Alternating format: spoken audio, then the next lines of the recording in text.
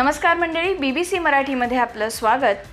31 डिसेंबर 2019ला चीनने world health ऑर्गनायझेशनला पहिल्यांदा corona व्हायरसविषयीची माहिती दिली. याला आता 6 महिने उलटून गेलेले आहेत. गेले 6 महिने सगळं जग कोरोना व्हायरसशी झुंजतंय, कारण अजूनही यावरची लस सापडलेली नाहीये. हे सगळं सुरू असतानाच काल आणखीन एक बातमी आली, आणखीन एका नव्या व्हायरसची. असा व्हायरस जो पॅन्डेमिक म्हणजेच जागतिक साथ ठरू शकतो. पण यामुळे इतक्यातच घाबरून जाणं गरजेचं नाही आहे, कारण अजून तरी या नवीन व्हायरसचा आपल्याला धोका नाही असं शास्त्रज्ञांचं म्हणणं आहे. पण एकूणच प्राण्यांद्वारे माणसात येणाऱ्या आणि एखादा आजार देणाऱ्या विषाणूंची सध्या खूप चर्चा होते. मग तो स्वाईन फ्लू H1N1 असेल, कोकणातला माकडताप असेल, किंवा अगदी काही दिवसांपूर्वी ज्याची चर्चा होती तो हंता व्हायरस असेल. प्राणी आणि माणसातले संबंध, निसर्गचक्र हे सगळं या विषाणूंमुळे पुन्हा एकदा चर्चेत आलेलं आहे. पण हे विषाणू माणसाच्या शरीरात कसे येतात, त्याचा धोका काय असतो, हा नवीन व्हायरस काय आहे, तो किती धोकादायक आहे, खरंच जागतिक साथ येणार का, या आणि अशाच काही प्रश्नांची उत्तरं शोधायचा आज आपण प्रयत्न करणार आहोत. आजच्या सोपी गोष्टमधनं आपण समजून घेऊयात या नवीन व्हायरसबद्दल आणि हे प्राणीजन्य विषाणू म्हणजेच झूनोटिक व्हायरसेस नेमके काय असतात याबद्दल.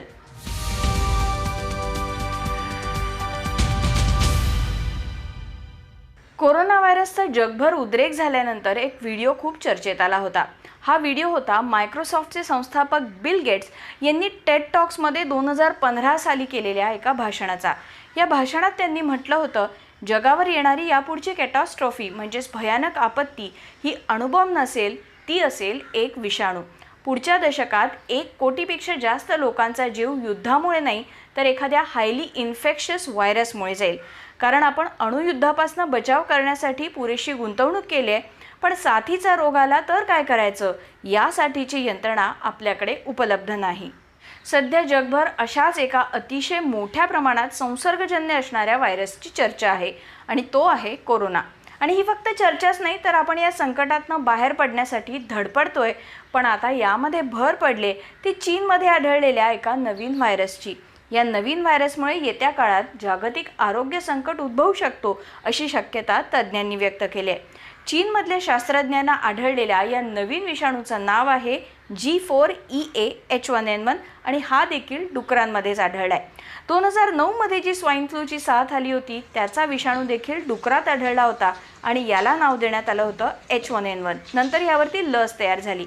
आता आढळलेला विषाणू हा काहीसा H1N1 सारखा असला तरी त्यात काही बदल आहेत.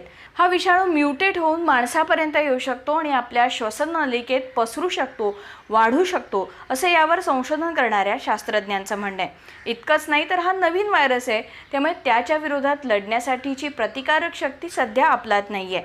म्हणूनच या नवीन व्हायरसचा आपल्याला धोका होऊ शकतो. पण सध्या तरी या विषाणूपासून आपल्याला धोका नसला तरी यावर लक्ष ठेवायची गरज आहे, असं याचा अभ्यास करणाऱ्या डॉक्टर किन चाओ चँग आणि त्यांच्या सहकाऱ्यांनी म्हटलेलं आहे. BBCशी बोलताना UKतल्या नॉटिंगहम युनिव्हर्सिटीत शिकवणाऱ्या प्राध्यापक किन चाओ चँग यांनी सांगितलं, सध्या सगळ्यांचं लक्ष कोरोना विषाणूवरती आहे आणि ते बरोबरही आहे, पण धोकादायक असणाऱ्या इतर विषाणूंकडे दुर्लक्ष होता कामा नये.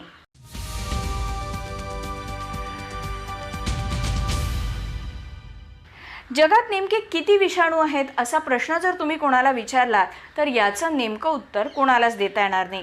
कारण ज्या विषाणूंनी आपल्याला आत्तापर्यंत त्रास दिलाय त्यावरच माणसाने संशोधन केलंय आणि म्हणूनच अस्तित्वात असणारे किंवा माणसासाठी हानिकारक नसणारे अनेक विषाणू आपल्याला अजूनही माहिती नाही आहेत. झाडं, प्राणी, मनुष्य अशा सगळ्यांमध्येच वेगवेगळे विषाणू आढळतात. व्हायरसेस म्हणजे विषाणू हे सजीव आणि निर्जीव यांच्या सीमारेषेवरचे जीव असतात.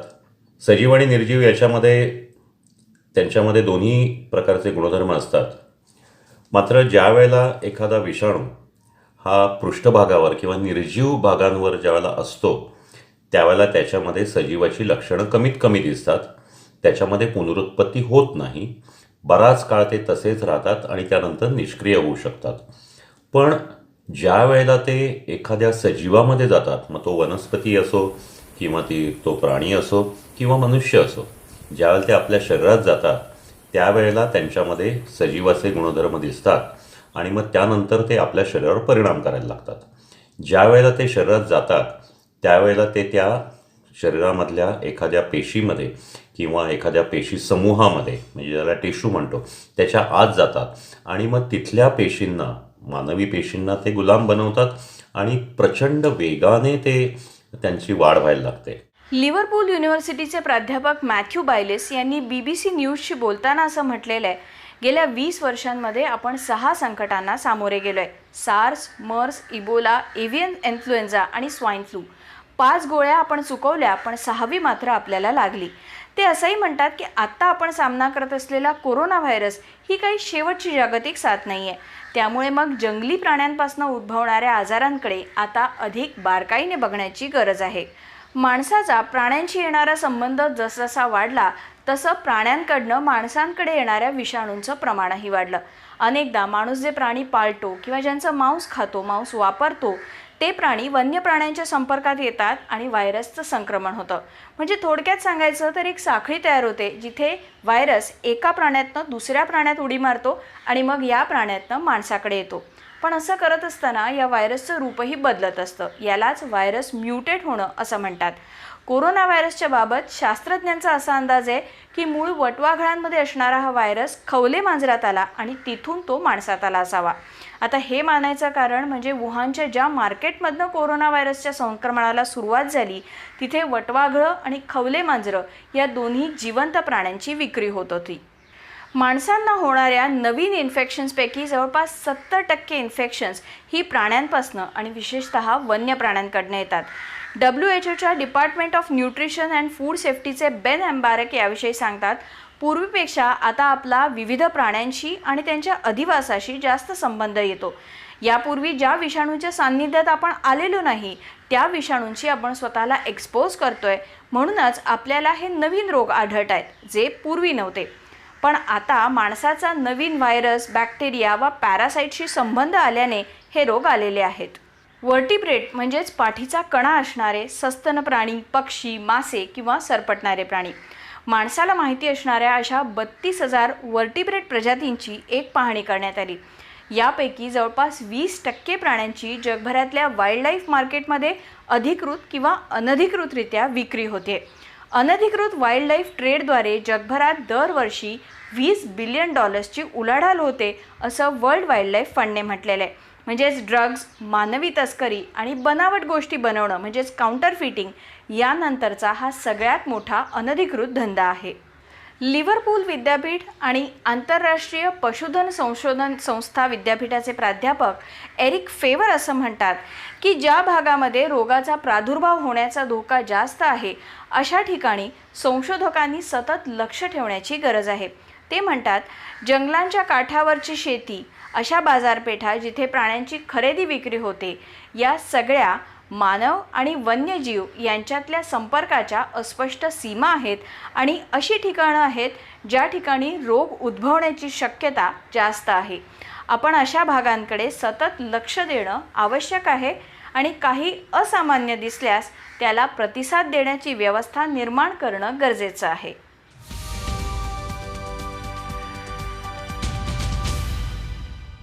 जागतिक साथ येणं किंवा पॅन्डेमिक येणं ही घटना काही वरचेवर घडत नाही.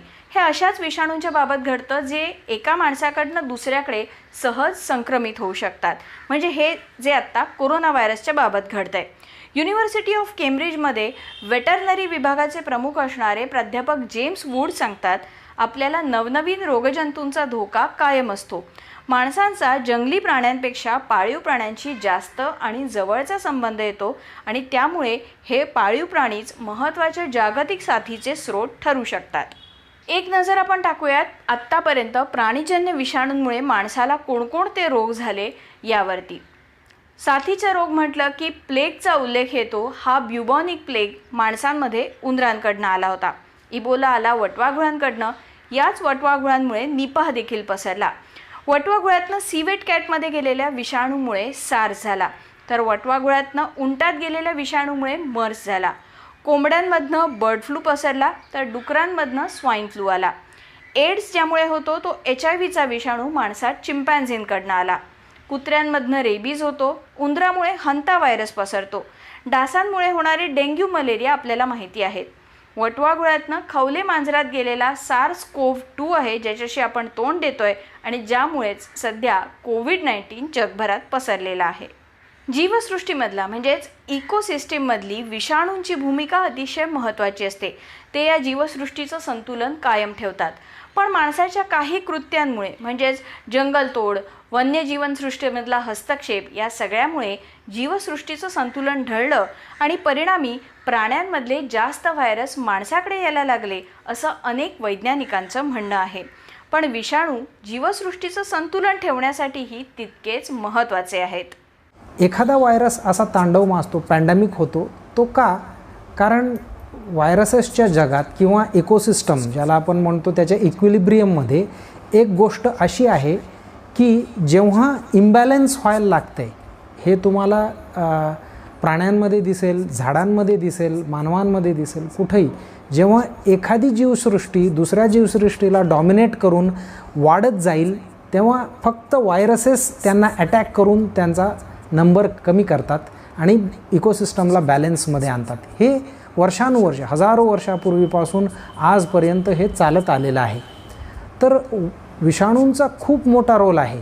कोरोनाच्या उद्रेकानंतर वन्य प्राण्यांची विक्री आणि वेट मार्केट्सवरती बंदी घालावी असं आवाहन करण्यात आलं. कोरोना व्हायरसचा उद्रेक झाल्यानंतर चीनने तिथल्या वेट मार्केट्सवरती तात्पुरती बंदी घातली देखील होती आणि त्यानंतर आता काही प्राण्यांची विक्री, काही प्राण्यांच्या व्यापारावरती बंदी घालण्यात आलेली आहे. पण असं जरी असलं तरी जोपर्यंत मनुष्य आणि प्राणी यांचा एकमेकांशी संपर्क येतोय तोपर्यंत अशी विषाणू संक्रमणं होत राहणार आणि म्हणूनच कोरोना व्हायरसची ही जागतिक साथ म्हणजे काही शेवटचं पॅन्डेमिक नाही. यापुढे देखील आपण सज्ज असायला हवं आणि त्यासाठीची वैद्यकीय यंत्रणा उभारायला हवी असा इशारा अभ्यासक वारंवार देत आहेत. आजची ही सोपी गोष्ट तुम्हाला कशी वाटली आम्हाला जरूर कळवा. तुम्हाला जर एखाद्या विषयावरती जाणून घ्यायचं असेल तर त्याविषयी देखील आम्हाला नक्की सांगा. देशभरातल्या आणि जगभरातल्या घडामोडींसाठी bbcmarathi.com बुकमार्क करून ठेवायला विसरू नका. आणि हो, यूट्यूब, फेसबुक, ट्विटर, इंस्टाग्राम या सगळीकडे आम्हाला फॉलो करायला देखील विसरू नका.